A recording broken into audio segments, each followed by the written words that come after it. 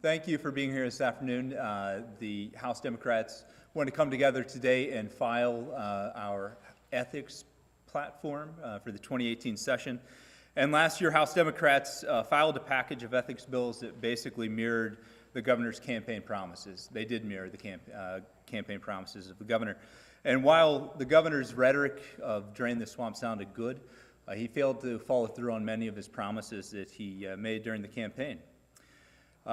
And instead, it seems as if he's engaged in a pattern and practice of activities that are meant to hide the true workings of his administration and campaign from the public. We have concerns about some of these practices, and they're reflected in our ethics bills. Our mission as elected officials should always be to restore people's trust in government. And that's why this year the House Democrats have filed an aggressive ethics platform to curb abuses in Jefferson City and restore transparency and accountability in state government. The House Democrats' ethics platform includes 10 bills that have been filed by 10 sponsors or will be filed. House Bill 1816, which I filed, is a bill that aimed at making it easier to track dark money organizations and their expenditures. While Amendment 2 from the 2016 session was a step in the right direction, the reality will mean the further proliferation of dark money organizations throughout the state that are created to secretly influence government and elections. A good example is the governor's nonprofit, Anew Missouri. That's why this bill that I filed is aimed at shedding light on dark money groups by requiring that political expenditures be disclosed just like a non-committee expenditures must be disclosed. This bill will bring dark money spending more in line with Amendment 2 limits. Transparency is critical for the public to be able to evaluate the merits of political messages and to know when certain special interests are spending significant amounts of money to influence government and influence policy. The platform of bills that we filed also include a bill banning the use of data purging applications for government business to ensure the public will have full access to government documents and communications that are intended by the Sunshine Laws. Bills that have been filed to expand the authority of the Missouri Ethics Commission. A bill has been filed to stem the abuse of PACs in Missouri. We filed a bill this year. There's a complete and comprehensive lobbyist gift ban. A bill that has been filed to extend the cooling off period from legislator to become lobbyist and other important issues. The ethics platform that we filed holds politicians' feet to the fire, and House Democrats are ready to take action to end politics as usual, and we stand ready to fulfill the election promises made by both parties in Missouri. Thank you. I'm going to allow some people to come up and share a few words about their bills as well.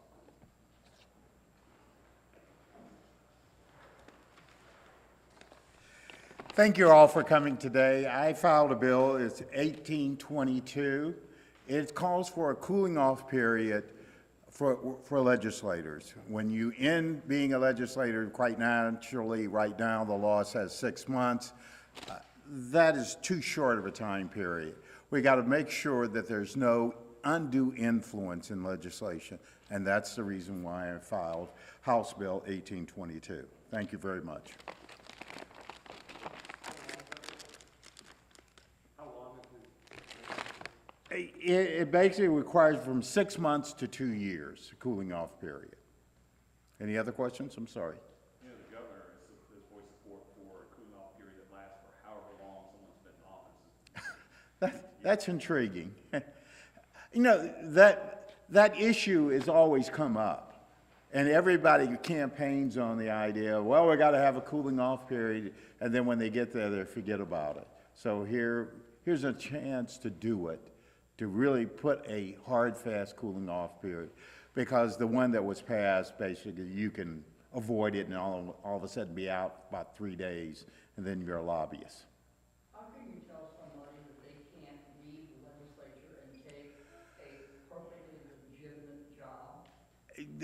You're absolutely correct in the sense that's what we're saying, because government is not a business.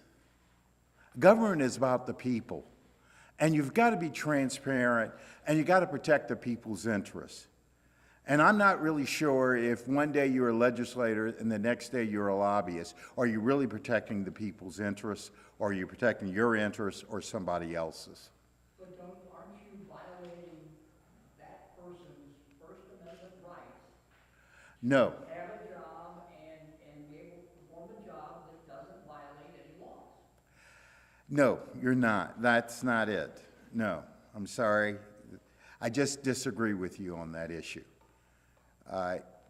You've got to protect the citizens. You got to be transparent.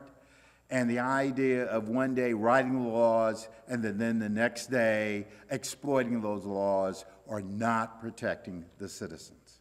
We see it all the time. We see it in the national level. I mean, one day you're writing the regulations and the next day you're out there in industry exploiting those regulations. That's not right. Government is not a business. And everybody thinks it is a business. There are laws on the book, and if you violate them, you go to jail. Thank you. Any other questions? Thank you. Well, good afternoon and Happy New Year, and thank you for being here. The bill that I have filed is Bill 1821, and in this particular legislation, it requires the inaugural committee's fundraising activities to be disclosed. The current Governor Greitens administration was funded through some dark money organizations for their inaugural festivities. And even before one's first day in office, you can have these entities to be able to fund what it is that you're doing. And instead of engaging as politics as usual, our governor has broken that promise by hiding what those big donations were. And so this particular piece of legislation, we feel it's common sense legislation. It is legislation that has had support, bipartisan support in the past, and we look forward to it being successful this particular session. Thank you. Are you more concerned about the dollar amount or the identity of the donor? I think both. I think they go hand in hand. So, yes. Thank you. Be more than happy to take any questions about the ethics package. Representative Kendrick, Yeah. I do want to ask you about Leader Mitten's bill 1817 about the Confide app, as you Yeah. call it, the data purging applications. A, what would that bill do? And B, give us your reaction to the newspaper account in the Kansas City Star that suggested the governor was using this Confide app. I'd like your reaction to that. Yeah, well, I think it's concerning. I mean, it seems as if General Hawley, Attorney General Hawley, agrees that there are concerns that the communications, electronic communications, are government records, especially when they're done performing government business, and typically on government phones as well. So basically, banning the use of the Confide app or apps similar that would automatically destroy messages before they have a chance to be archived and stored for use of the public. Are you comfortable that you can do that on somebody's personal device? Obviously, government-owned devices wouldn't be an issue, but if I'm using my own phone and I put the Confide app on it, how can you tell me what I can or can't do with my own phone? Well, that's a legitimate point, but I think when we're using when personal phones are used for government business, we need to make sure that we store those communications, those electronic communications. That's part of what the Sunshine Law was set up to do, and other archiving laws. We need to make sure that we're preserving and provide the public access to it. So, we need to have a further conversation about this as well. Technology continues to advance much faster than statutes allowed to keep up, but we need to close some of these loopholes and have a broader conversation about how we preserve the people's right to know what's happening in government. Some Republican lawmakers have suggested that there's a big loophole with the new campaign finance law, that it does not affect county and local politicians raising money. Is that something you would favor adding? Yeah, absolutely. I think that I think that there's going to be a big, strong conversation on that this year. And yeah, I believe that we need to look at strengthening Amendment 2 to include county and local elections as well. But any bills planned on that yet? We haven't filed a bill. I believe the majority party members have filed a bill, and so I'd expect a conversation early on. What do you envision as the punishment for violating the can't use the disappearing apps? The bill sponsors here, she knows the bill a little bit better, so if she feels comfortable, I'll let her speak to the bill. Do you feel okay? Yeah. Sorry. Sorry, guys, I was running late, I had a dead battery. The penalties would be the same, we're not increasing the penalties in that bill. It's the same penalties that would exist under current law for destruction or otherwise concealing records that are sunshineable. Representative, some of the fellow lawmakers that you share the House with also have some of this app. Do you have any intentions about addressing that? Well, I would hope that in light of the current climate about transparency, that my colleagues on both sides of the aisle would recognize that perhaps as an elected official, it's probably not a very wise thing to have such an app on their electronics devices, and that in light of the fact that there's now a lawsuit that was filed, I believe, this morning over this very issue, I would again encourage lawmakers to think about the spirit as well as the letter of the Sunshine Law and act accordingly. Will your bill make the members of the legislature subject to the Sunshine Law and require members of the legislature to preserve communications that they make on personal devices that are business related? Not specifically. Again, it's about public officials, and it's about my bill goes to public officials and their staff using self-destructing applications for for government business. That's what my bill does. And it would apply to members of the legislature, but it doesn't specifically expand the Sunshine Law to the extent that I believe that you're discussing. And my understanding is that that's also in the courts. Well, why not? Why wouldn't you include? Well, I certainly support doing that, and I think that the bill, one could argue that the bill actually does do that to the extent that it would apply to all electeds. I asked this question before you got there, so you. So I apologize. No, it's fine, but you can obviously make this kind of requirement for a state-owned device. How can you tell me what apps I can or can't use when it's your own phone or my own phone? And frankly, the legislation that I have filed does not go that far as to the personal phones. However, I do believe that the lawsuit that's been filed talks about the fact that there could be conspiracy or collusion even when using your own personal phones to basically subterfuge the Sunshine Law. And I think that the courts may be the ones that are going to address that particular issue. It does require archiving, though. Anything? Generally, this is just a general question about some of the ethics proposals, but Kip? a number of them are directly in response to the governor. I guess in light of that, how great a shot do they have at becoming law? Because, kind of directly in response to the governor and some substance. Yeah, that's a good question. The ethics platform that we've submitted is not a partisan issue. I think that you'll find support among some of the members of the majority party for some of the legislation that we filed. I don't expect it to have strong opposition in either the House or the Senate. There could be some opposition at the executive level, but the General Assembly is the legislative branch. We draft and pass bills into law, and if the governor objects to them, if they make it that far and the governor objects to veto, then we have the ability to override. So I think, the General Assembly shouldn't be in the business of setting our priorities based on what the governor wants and expects. We need to be responsive to the needs of the people, and I think that the people want and expect transparency. Kip, given that you could go with a strategy of reaching out to this governor who has shown a willingness to throw down the people in his own vote. Right.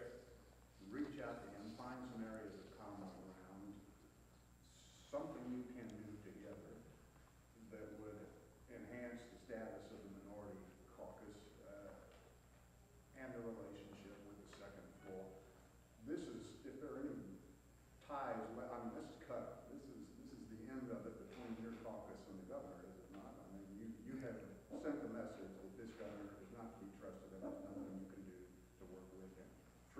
Well, no, I don't believe that we sent the message that he shouldn't be trusted, that he can't be trusted. I think that what we're saying is some of the practices and some of the patterns that we've seen in his first year in office have been concerning, and I think some of those issues need to be addressed. We fully agreed with his campaign promises. That was part of the reason why we filed his campaign promises last year in a slate of ethics bills. At that point, reached out to him, didn't hear anything from his office. At that point, we basically, I said as minority whip, we would, that I'd whip the votes in my caucus. I had a good feeling that we could get some bipartisan support for his campaign promises at that time. We never heard anything back. I don't know. We made every attempt last year to reach out and to work on ethics. There are some bills in here that we feel like that the governor's office is going to support, and the governor will support as well. And so, hopefully we can work on some of those. And, this isn't about whether we can trust or distrust the governor. This is about concerns about some of the practices and patterns that we've seen in the first year in office. Historically, the minority party hasn't had much success with its legislative priorities. What gives you any sense of confidence that this tactic will do better than any other Democratic proposal would do in a Republican-controlled legislature? Yeah, hope springs eternal, right? It's a new year, and I am eternally optimistic, and so are the members here. We didn't. We get this question. I get this question. We get this question often of, what's it like being in a super minority? Filing bills you're likely not going to see move, and there's some legitimacy to those questions, and I enjoy getting those questions every time. But we don't come down here to kick up our feet and be passive participants. We come down here to represent our constituents and represent the people of Missouri. As I said, this ethics platform is not partisan. It is a nonpartisan issue that we can push forward.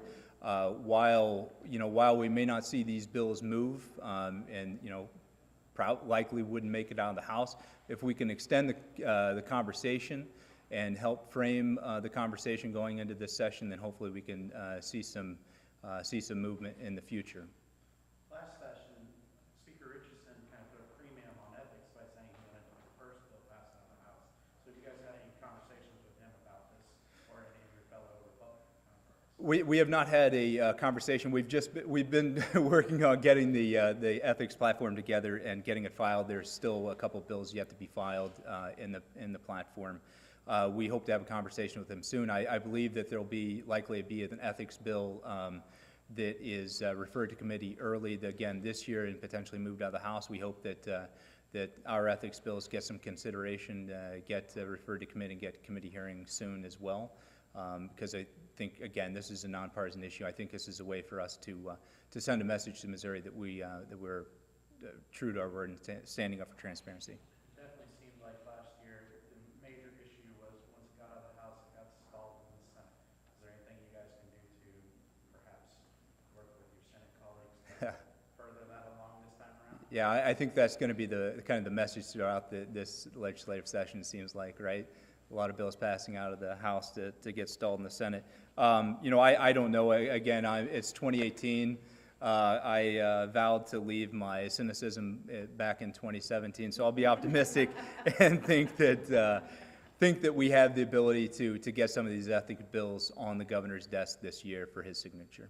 And I think that there's reason to be optimistic, but we will continue to work hard and push hard every day to get that done. Well, again, I'm an optimistic person, so I don't know. If I'm being realistic, there's going to be some challenges getting these all the way through both chambers. But again, it's keeping the conversation going and seeing what we can get done this year. Thank you.